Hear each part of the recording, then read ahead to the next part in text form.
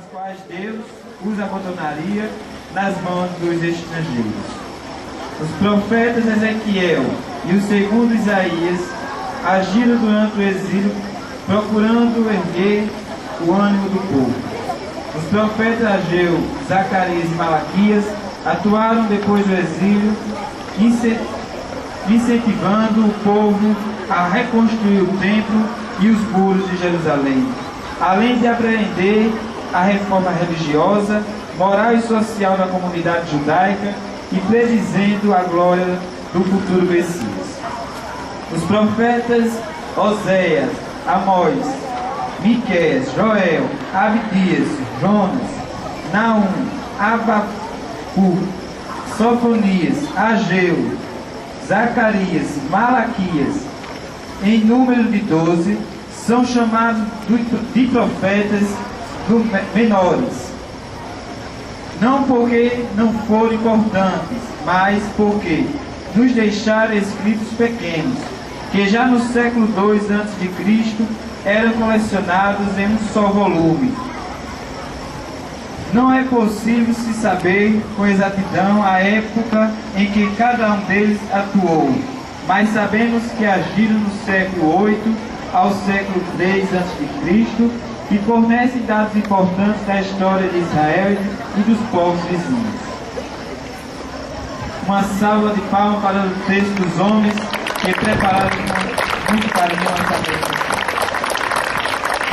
É importante que as pessoas que já apresentaram prestem atenção, porque aqui está sendo passada a Bíblia passo a passo.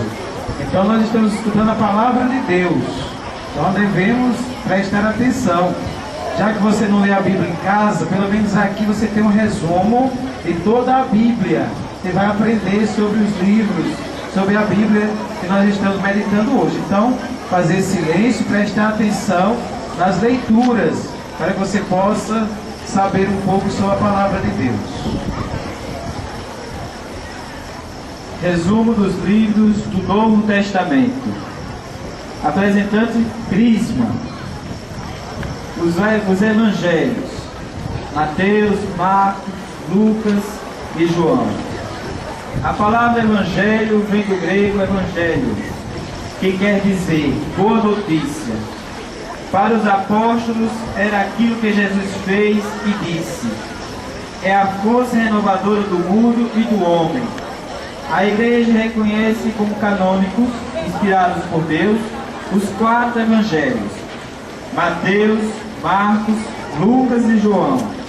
Os 3 primeiros são chamados de sinóticos, porque podem ser lidos em paralelo. Já o de São João é bastante diferente. Os evangelhos são simbolizados pelos animais descritos: o leão, Marcos; o touro, Lucas; o homem, Mateus; a águia, João. Foi a tradição da igreja nos séculos II e IV que tomou esta simbologia, tendo em vista o início de cada evangelho. Mateus começa apresentando a genealogia de Jesus, homem. Marcos tem início com João no deserto, que é tido como morada do leão. Lucas começa com Zacarias a sacrificar no templo touro. E João começa com o Verbo eterno, que das alturas desce como uma águia para se encarnar. Jesus pregou do ano 27 a 30, sem nada deixar escrito, mas garantia aos apóstolos na última ceia que o Espírito Santo os faria relembrar todas as coisas e lhes ensinaria toda a verdade. Desta promessa e com esta certeza, a igreja que nasceu com Pedro e os apóstolos sabe que nunca errou o caminho da salvação.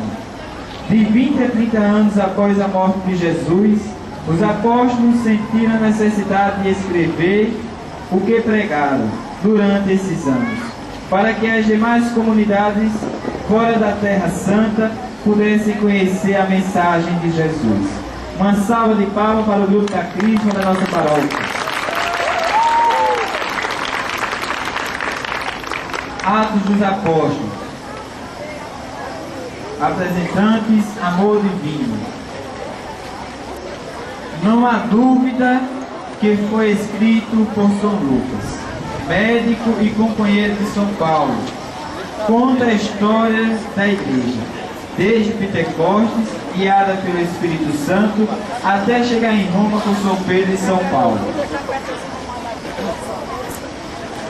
Teofilacto dizia que os evangelhos apresentam os feitos do homem, os feitos do Filho do Homem, ao passo que os Atos descrevem os feitos do Espírito Santo. Os evangelhos apresentam os feitos do homem, ao passo que os Atos descrevem os feitos do Espírito Santo. O livro se divide em duas partes, uma que é marcada pela pessoa de Pedro e a outra marcada por Paulo.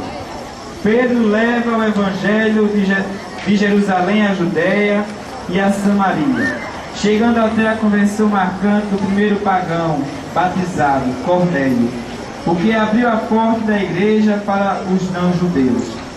Paulo promove a evangelização dos gentios mediante 3 viagens missionárias de grande importância.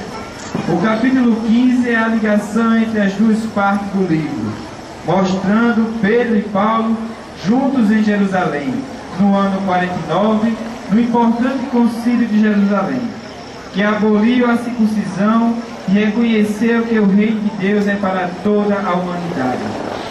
Os Atos dos Apóstolos são, portanto, o primeiro livro de história da Igreja nascente, escrito por uma testemunha oculta dos fatos, que os narrou de maneira precisa e sombria. Aí podemos conhecer o rosto da Igreja no primeiro século, sua organização e etc. É o Evangelho do Espírito Santo. Uma salva de palmas para o grupo Amor Divino, que também preparou os Atos dos Apóstolos. Combati o bom combate, guardei a fé. Amém.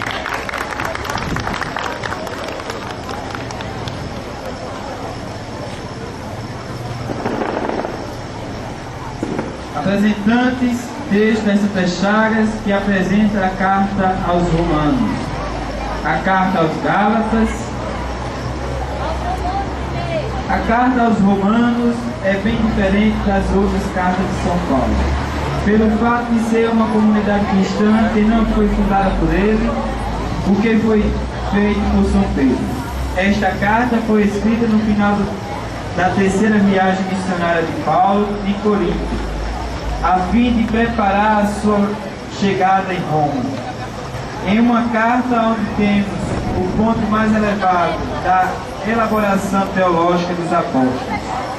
Não trata de assuntos pessoais, mas da vida cristã, a justificação por Cristo que nos faz ser e viver como filhos de Deus, e mostra a lei de Moisés como algo provisório na história do povo de Deus. O ponto alto da carta é o capítulo 8, onde mostra que a vida cristã é uma vida conforme o Espírito, que habita em nós, nos leva à santificação, vencendo as obras da carne, levando-a à transfiguração no dia da ressurreição universal. Expressa uma finalidade bem precisa e real, em corrigir as falsas interpretações, procurando aprofundar a mesma doutrina exposta aos Gálatas. A gratuidade da salvação pela fé e ensinando que somente a fé que temos em Cristo é que nos coloca no âmbito da graça, nos possibilita construir no Espírito a humanidade nova, que só assim pode recomeçar seu caminho de salvação. A carta aos Gálatas. São Paulo visitou os Gálatas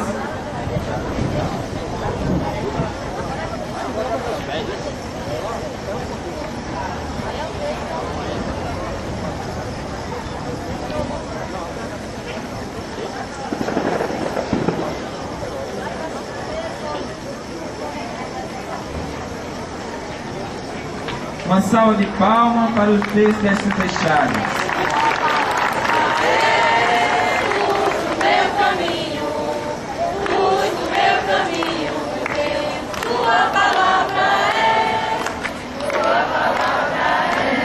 Aos Coríntios, a primeira e segunda carta.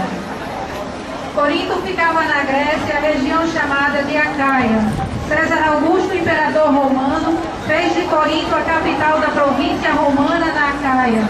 Foi nesta cidade portuária rica e decadente na moral que Paulo fundou uma forte comunidade cristã na sua segunda viagem. Paulo ficou 1 ano e 6 meses em Corinto até o ano 53.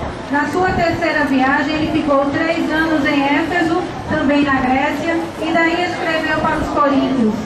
A primeira carta contém sérias repreensões dos pecados da comunidade, as divisões e a imoralidade. Em seguida, dá respostas a questões propostas sobre o matrimônio, a virgindade, as carnes imoladas aos ídolos, as assembleias de oração, a ceia eucarística, o carisma, a ressurreição dos mortos. É uma das cartas mais amplas de São Paulo em termos de doutrina e disciplina na igreja. A segunda carta é bem diferente da primeira. Não é tanto doutrinária, mas trata das relações de Paulo com a comunidade e desfaz mal-entendidos, inclusive, e faz sua defesa diante de acusações sérias que recebeu dos cristãos judaizantes. Nesta carta, Paulo mostra sua alma, seus sofrimentos e angústias pelo reino de Cristo. Resume-se na frase: é na fraqueza do homem que Deus manifesta toda a sua força. Uma salva de palmas para os coroinhas de batismo.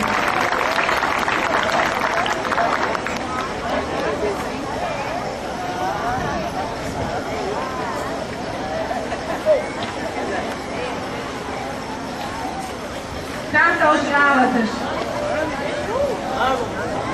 Também o texto da Santa Chagas.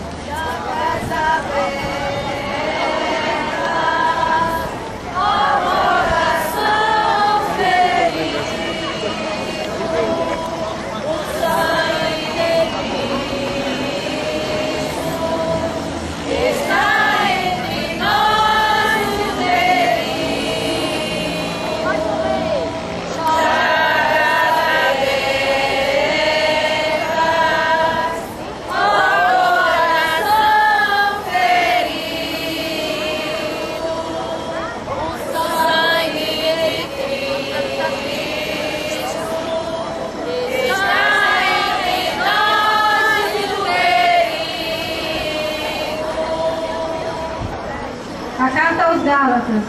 São Paulo visitou os Gálatas na segunda e na terceira viagem apostólica. A carta foi escrita por volta do ano 54, quando Paulo estava em Éfeso, onde ficou por 3 anos. O motivo da carta são as ameaças dos cristãos oriundos do judaísmo que querem obrigar ainda a observância da lei de Moisés. Paulo mostra que é a fé em Jesus que salva e não a lei, e exorta os Gálatas a viverem as obras do Espírito e não as da carne. Esta carta é mesmo um convite a uma revisão na vida de um cristão, para nós em especial, que buscamos ser igreja viva. São Paulo, através dessa carta, nos impulsiona a refletir sobre: a nossa vida tem sido na observância mecânica de leis e ritos, ou vem sendo um compromisso com Jesus Cristo, realizado através do amor responsável e criativo? Uma salva de palmas ao texto da Santa Chagas.